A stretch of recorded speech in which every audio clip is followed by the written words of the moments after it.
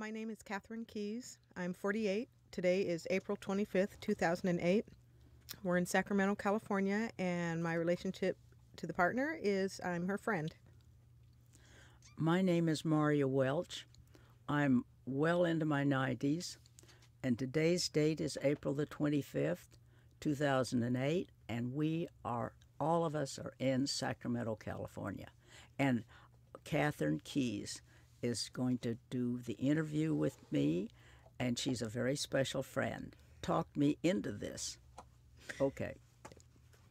So, Marya, let's go ahead and start. Tell me a little bit in the beginning. You have something you want to say before I start asking all these questions about you? Well, probably I'm going to be doing a lot to say, but I'm not one who really likes to be interviewed. I've had a few, but it's only on a specific subject. Here, this is an expose of me, and that makes a big difference. And when you first brought the idea of StroyCorps up to me, I was sort of, no, not for me. But eventually you talked me into it, and I started in, and it amazed me because I had never really looked into my life. I'd never had a goal. I just went from whatever happened that challenged me and I thought was interesting. And so someone asked you, what are your goals? Did you always, head for them and succeed or fail? Never occurred to me that I had goals. If something was out there that looked pretty interesting, I went for it. So I had to stop and think, what really influenced me? And I found out the original, and it still prevails with my family. Now, my mother and father and grandparents, all four of them, are all dead. I'm the eldest of my remaining family. I'm the eldest of 5, and I had fantastic parents and grandparents. And they were the ones who really, I'm sure, gave me the values and sort of a go-ahead idea. I was never hindered from the challenges or doing something I wanted to do. And somehow, if they didn't think it was a good idea, I'm sure they had a way of channeling me to something else. But they really gave me a focus that I wasn't aware of, that I could do almost anything I wanted if I used good judgment. And that judgment is a thing that's hung me up a number of times, but I still follow it. And I've come to the conclusion that I was born in a certain time, and the time that I experienced different facets in my life were the controlling factors of what happened in the next few years. So I ended up with my time and place where I was as to what happened that influenced my whole future more than I was ever aware of it at the time. You're not aware of it. But so I have to go back, that the ideas and inspiration and the go for it and the challenges were part of my early years. And I remember my grandparents. We would sit on the lawn in a rocking chair in the evening in Oklahoma. Of course, there's no air conditioning, but the breeze always comes up from 100+ degrees in the summertime, always 100+ from about, mid-June to late August.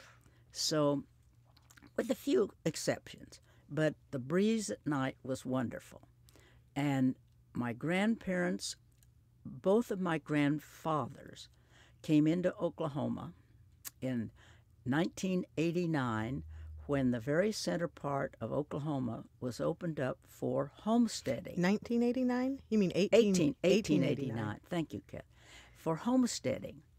And then my mother was born in Oklahoma Territory, and my father was 1 year old when he came down with his mother after my grandparents had ridden horses across and homesteaded 160 acres, which they had to live on for the better part of 5 years. Maybe not the coldest winters, because they were bitter, and a log cabin is pretty shabby living with children. So anyway, they were great. And my grandfather worked in Guthrie, the capital eventually, but not today. So he would ride his bicycle, which had no tires, just the rims, across the prairie for about 2 miles to get the Santa Fe that came. The new Santa Fe Railroad came from Kansas City to Wichita to Guthrie and stopped. And the conductor knew where we would be picked up, and he would ride his bicycle, tie it to a tree, get on the train, go to Guthrie for a week or 5 days, or 6 days really, then come back on the train, get his bicycle, and go across the prairie to the log cabin, the homestead. And that was the way things happened back there. Wow. So my other grandfather came out of Nebraska, and eventually my mother was born in Oklahoma Territory, and he was a banker. But unfortunately, because he was a banker, he was shot in the head when my mother was 11. You mean during a holdup? During a holdup at the bank. Wow. Well, Oklahoma had Jesse James and Wild Bill Kidd and a few others that were really pretty, entrepreneurs. Train robberies and all the rest happened. So people don't realize that my grandparents were living in this wild, wild west. Yeah. So that was pretty much of it. But my father was a bookbinder, which is interesting, though he'd had many jobs before and this and that. But he ended up a bookbinder, and he did beautiful things. This is when books were bound with leather, good books, and gold embossed on the title, and magnificent color that was put on some fluid. I can't remember exactly what it was. And then with a wire comb and different other objects, he would draw pictures or lines or rectangles. And then the paper was put on it, absorbed immediately, and was used on the edges of books on 3 sides, the end of the leaf, and or inside cover of the bindings. And it was really a work of art. My mother was an artist. She has some things hanging, always hanging in the Kansas City Museum, Missouri. And she also composed and wrote the first official song of Oklahoma, which was sort of shoved aside when the musical comedy Oklahoma came along, and no one knows that my mother wrote the very first one. What state song? The first state song? Yes. Wow. So on top of that, Oklahoma, I was born 7 years after Oklahoma became a state, which was, they've just now celebrated their 100th anniversary as a state. And Guthrie was a state capital for 5 or 6 years. I don't know exactly. Then a bunch of thugs stole this great seal of the state of Oklahoma and took it to Oklahoma City and locked it up, and they never found it. So eventually Oklahoma City became the capital of Oklahoma. So it was pretty hectic in those days as to what things were going on and what was happening. But and I lived to hear all these tales. My grandparents told me all these things. Wow. And there was great celebration on 89ers Day, which was the date of April the 22nd, that it became when they stood on the line, the state line of Kansas, and what was to be Oklahoma, and fired a gun at 12 o'clock. All these people who wanted homesteads came across. So 89ers Day was really a big deal every 22nd of April. And at one time I rode a horse that was right off the range, wild, in a jumping exhibition when Mayor LaGuardia was the Grand Marshal of the parade. And this horse was eventually sold to the U.S. Army as a remount horse, because in El Reno, Oklahoma, they had a big remount. Now the tank corps was originally the cavalry, pulled guns and things. So Oklahoma had a pretty interesting background. Wow. So you went to school in Oklahoma. Oh, yeah. And then, but then you ended up in California. How did that all occur? Well, my grandmother was a fantastic person. After my grandfather, her husband died, my grandmother was hired by the Department of Interior to record homesteading of plots of land.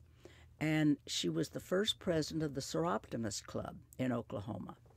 And she loved to travel. Now, this is pretty interesting. Travel was she went to work in her buggy and horse and left the buggy and horse at the local it's a place where, I don't know, I can't think of the name right now, where a livery stable is what it was. And then the horse and buggy would be ready for her at about 6 o'clock, and people worked 6 days a week. So it was ready for her when she was ready to go home, all of about 1.5 miles from the federal building. But she figured after that I got out of high school and then college at the University of Oklahoma, that Oklahoma didn't offer enough for what she thought I should be able to do. So my grandfather on the fraternal side thought I should go in to be a librarian or work in as a typist or something else. But my grandmother says, no, I think you'd better find another thing to do. So she helped me financially, put me on the Santa Fe, headed for California, which is where I wanted to go. How old were you? I about 20. I just graduated. Okay. So I checked out UCLA, went on up to Stanford, and I talked to the people because I liked physical education. I liked sports. I could ride a horse, I could swim, I could shoot a gun, I could play softball and baseball. It was then. It wasn't softball. It was the hardball. So I checked them all out, but I liked San Francisco and I liked Berkeley. So here I was. It was about August, and I walked into the registrar's office, had no papers that I'd graduated or anything. Just thought all you had to do was sign up. And that's all I had to do was sign up. So I did. Wow. And that's how I got to California. Wow. So you started school at Berkeley? At Berkeley for my master's. For your master's? Yeah. And what was your master's in? Well, I started out, of course, and I didn't finish until after I was out of the Navy. Okay. I did all the prep work. And what you do at Berkeley at that time, I liked physical education, and I liked the new major they had in recreation. And it was very new. And I worked part-time at the Oakland Recreation Center with wonderful people. Anyhow, I also needed to have some way to keep myself together and money. So I also went for a general secondary credential in Oklahoma teaching, though I thought I'll never teach. So anyhow, that's what I did. Well, now you mentioned the Navy. Tell me about your Navy career and how that happened. Well, I had gotten the job after a year. Oh, I got to go back. At Berkeley, I'm wandering around finding a place to live. And I see this beautiful building, sort of a top toward the hill and near the stadium, which was International House. Now, International House was just 7 years old. Rockefeller had it built to copy the one in New York. Lo and behold, I just went in and applied, and they accepted me. And it was a fantastic experience because International House had, I would say approximately 60 to 70% foreign students, all men, of course. And they needed American students to really expose them and be friends and bring them closer to our culture. So that was a great experience. So in the meantime, I had to find a job. Come after a year, I had all my masters except the thesis, so I could work that off, which I did in the next couple of years. So I got a job in Woodland, California, and enjoyed it. It was a wonderful town and a wonderful school. It was a fantastic city. The people were great. They were all old pioneer farming families and extremely well off. They'd had large farms, big for Oklahoma. They were all something like anywhere as a minor one was 500 acres on up to a couple 4,000. And now the families were second generation or third and moved back into the city, Woodland. So I had a wonderful time there. And you asked me about how did I get into the Navy. Yep. So it happened that when I was in our National House, I met this young man that I fell in love with. And he had been awarded a scholarship to Harvard in aeronautical engineering while I was teaching in Woodland. So he, rather than be drafted, he joined the Navy and was sent to, not Annapolis, but down Pensacola. And so when they opened up women available to sign up for the World War II Navy, I wrote a little one-page letter saying I was little Marya Welch from Oklahoma and had been teaching 3 or 4 years in California. And lo and behold, Western Union says, report to Oak Knoll for your examination. Didn't mean you were in, but there were many went. Well, so I passed the physical in flying colors, and then for 2 days we worked on the written exam that the men going into Annapolis had to take, because they had nothing else for women, so it's a man's world, especially in the military. So I went home, and they said, we'll let you know whether you passed or failed. Well, the next I got was a Western Union telegram, report to San Francisco to be commissioned. And I didn't even know what commission meant. Thought, well, maybe they were filling out forms and doing this and that. In another week after that, I was down at Sergei Island, and raising my right hand, and I was an ensign in the Navy. And the Navy waves, because women were accepted for voluntary emergency service. But they were not regular Navy, no USN. The Annapolis boys saw to that. Yeah. So, and we had the feeling that as soon as it was all over, we'd go back home, get married, and live happily ever after when we won the war, which incidentally, civilians did win the war. There were thousands, millions of people went. And frankly, we won the war. So with the addition of all these civilians that joined in an emergency service. Now, you were only one of a few that were accepted. How? Oh, that was an interesting story because I had no idea. But when the training school, it was all of 3 weeks long. We didn't even know what the uniform was. So I trained across the country, and then 3 weeks, all of our instructors were Navy Academy graduates and officers of much higher rank. It was an experiment, really. So there were 82 of us, and I was the 57th woman registered in the United States Navy Waves. Wow. In the United States. It was interesting. And we didn't, as I said, we didn't know the uniform. The 2 days before our so-called graduation was at the end of September. Filene's, the big department store in Boston, sent something like a dozen of their tailors, and all of our handmade uniforms were sewn up in 2 days, and we were on them and not knowing how to wear the hat or do a few other things, learning even how to salute. But interesting story.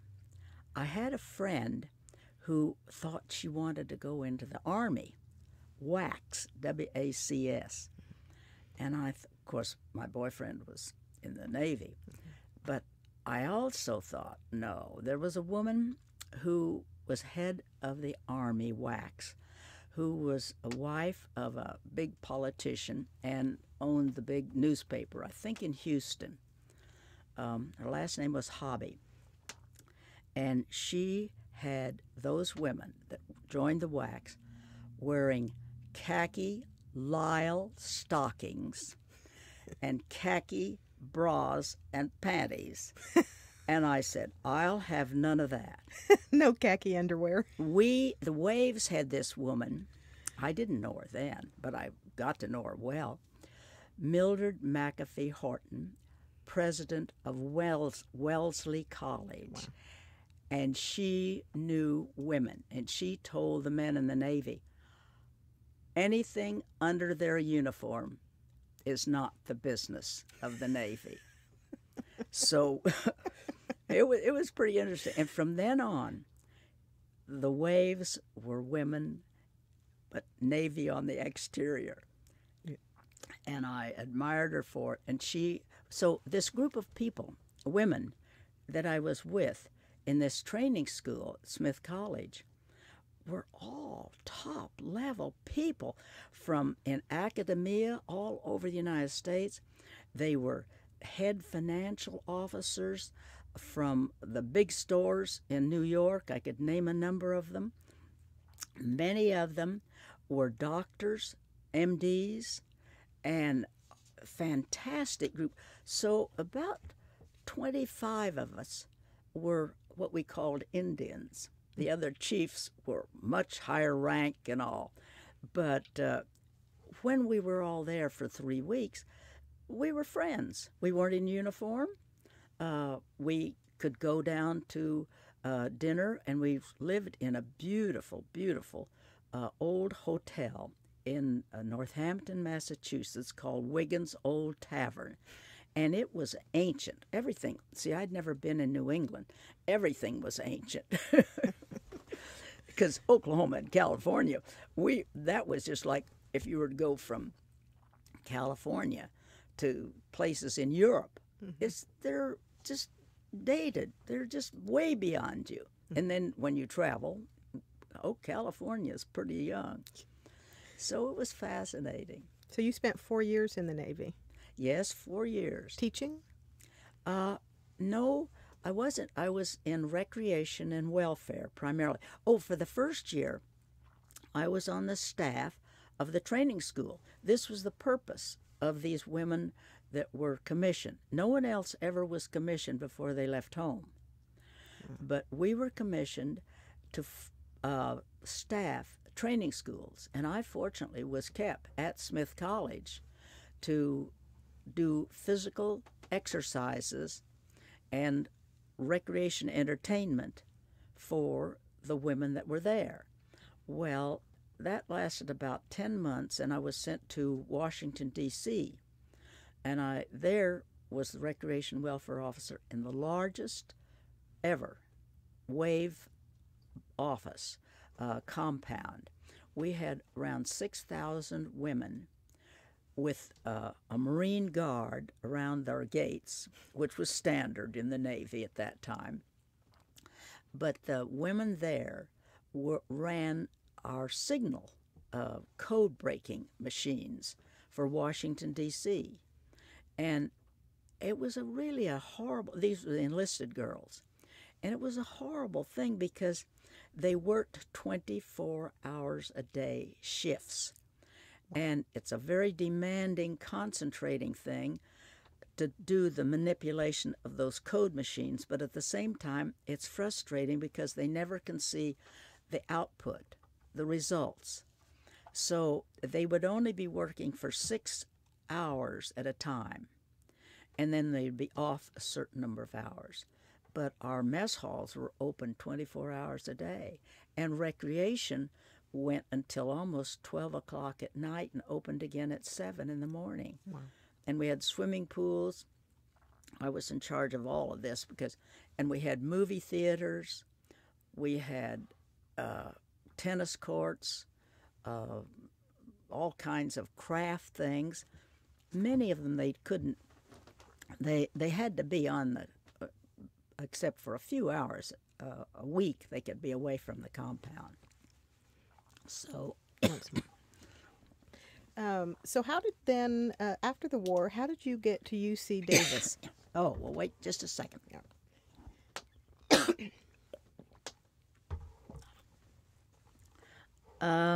That's probably a story, too. After when I got out after 4 years, I had married as soon as the armistice was signed, you might say, or we had dropped the bomb. We knew we'd be coming home shortly. And before that, we were not permitted to marry. So it just happened that my man was stationed in Treasure Island, not Treasure Island, but Honolulu, where I was ending up. For the last year and a half of the Navy, I was in Hawaii. And it was interesting in that I had 5 different islands. We had women on those islands, from Navy nurses to Marines to Coast Guard and Waves. So I was able to go to all of those places, and eventually they got tired of flying me there, so they taught me to fly, and I learned to fly in twin-engine planes. You became a pilot? Well, I didn't officially become a pilot, but yes, I could. I could take out a plane on my own. Wow. So it was pretty interesting, and I liked it.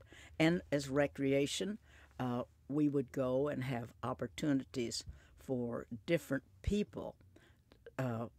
We had, the men and the women were pretty close together in their sports and things.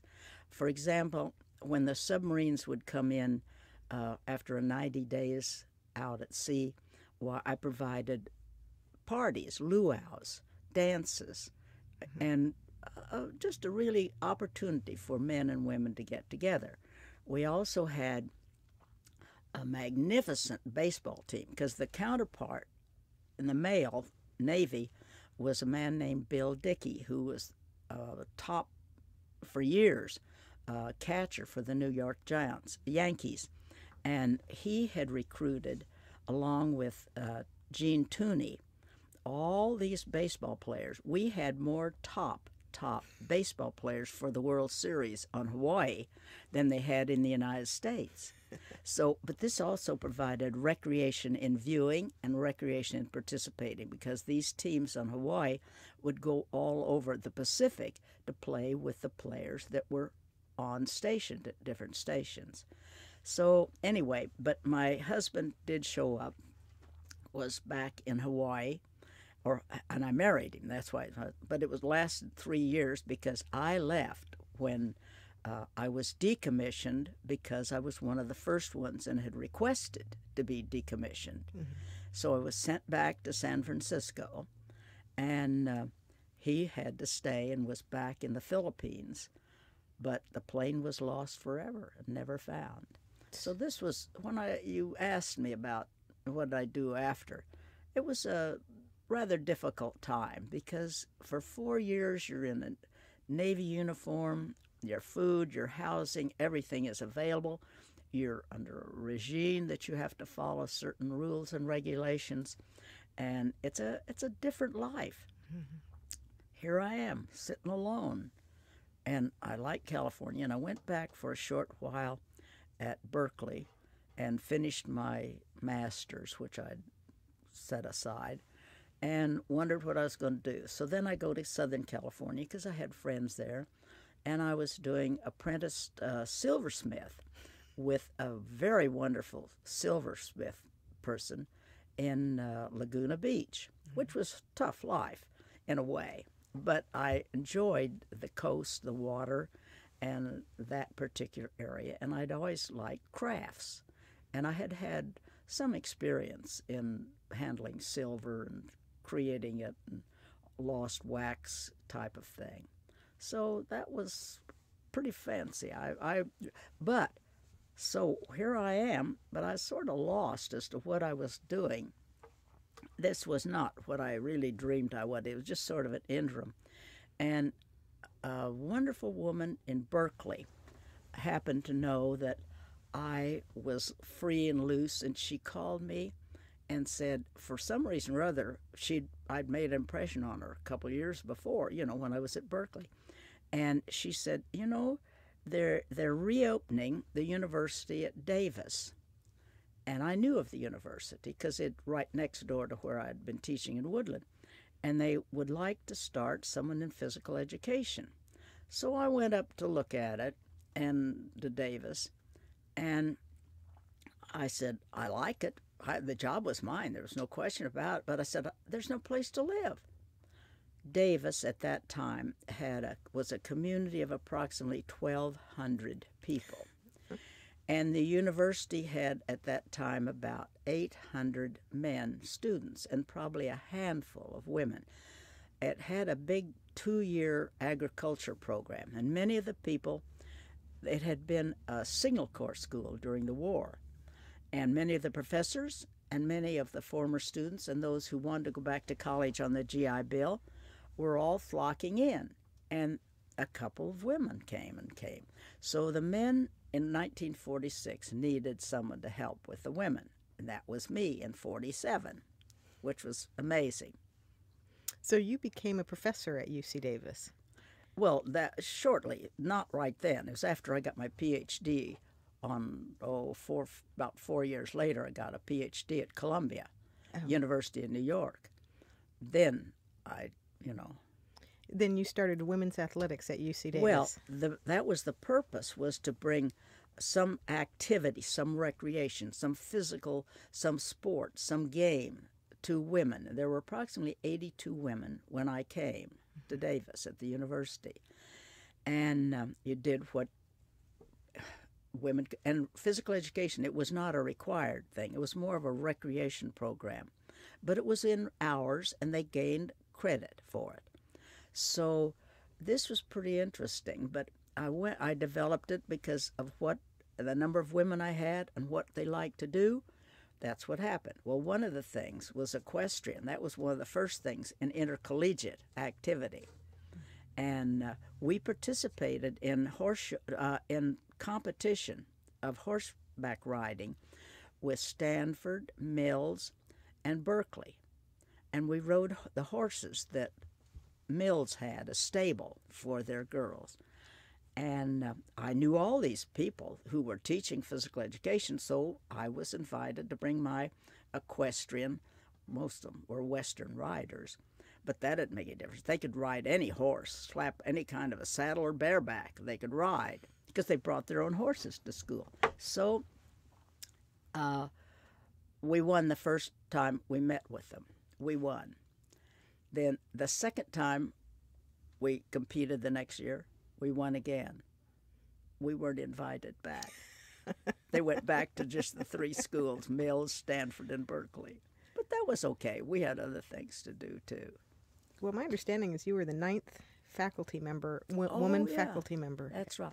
Yeah, the 9th woman faculty member, because all the rest were men. It was an ag school till about 1952 or 3. So, and I'll tell you, after it got to be letters and science and humanities and spread out to, engineering and medicine. So I was traveling in Europe and got a Western Union wire. When you come back, you must see the dean of students immediately. I was dean of women. And I refused. I said, that is not my background. I was a horrible student as far as dean of women was concerned. I had too many other ideas. And I said, this is not me. Well, Marya, they said, we don't have any young faculty members that can handle this. You have to do it. So they I taught all my courses besides being Dean of Women Wow. for 2 years.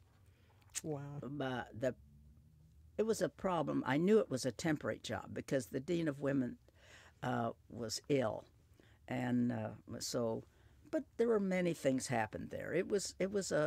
And I stayed on for 40 years, so Wow. it wasn't that I didn't like teaching. I just enjoyed my students Yes. and liked everything about it, and had wonderful class. I think I had intercollegiate competition in something like 13 sports.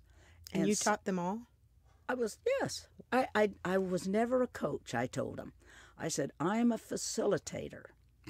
I know these sports, I can play them all, but I never am a coach. Some of you or in any of these sports were better than I was. But I had fun with it. Well, what do you think in your life, thinking about it all, what in your life stands out? Well, I think I've covered some of the main bases. Probably the thing when I was thinking back as to what really changed me in a vague way, but a pretty deep way, was I don't say I had life-death experiences, but there are things that changed my whole thinking from the hereafter and all. One in particular, I was driving my new Corvette that I'd had for a year and a half, but it was a great car.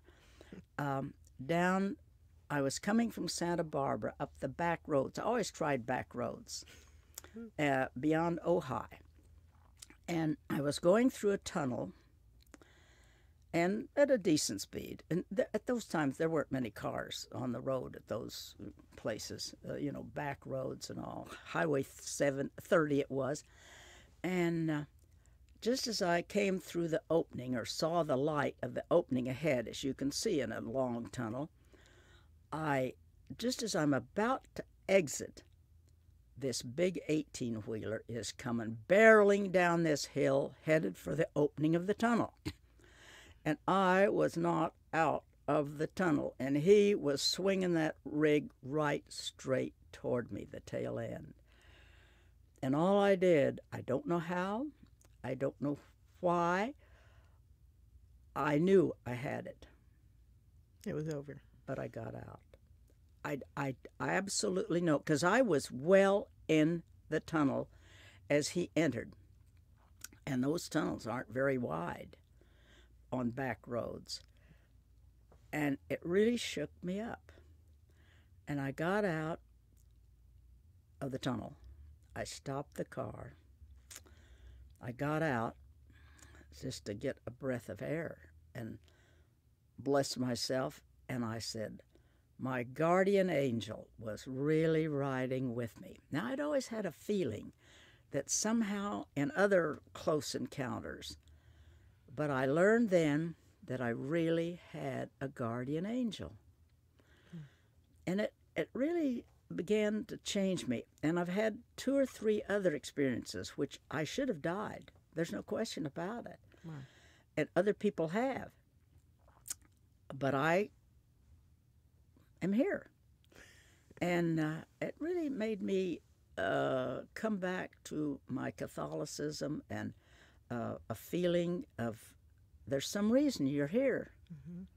Now, I don't think I've done anything that would carry that out particularly, but I really do help people and am concerned, and I think a lot about it. And the other 2 cases were I was in skiing in Squaw Valley, and it was a busy weekend, and we wanted to get ahead of the crowd, so we went up with the fellows that are opening up the ski slopes, and clear to the top because I had been a good skier. I had been a year with the Austrian Ski Patrol, or instructors.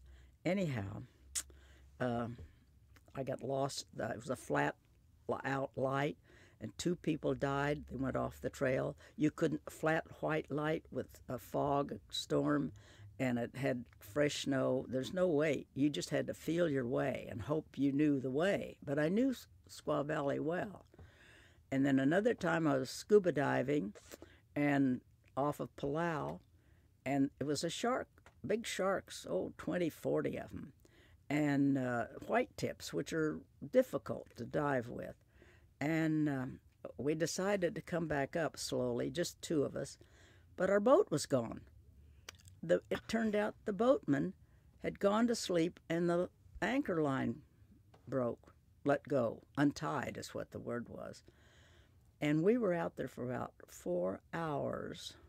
Just floating in the and sea. We had felt a couple of sharks just touch us, and they didn't like it. It was different. It wasn't what, and we were staying pretty motionless, just a tiny bit of motion. And eventually another, native boat saw us, picked us up. So the original boat didn't even come back? No.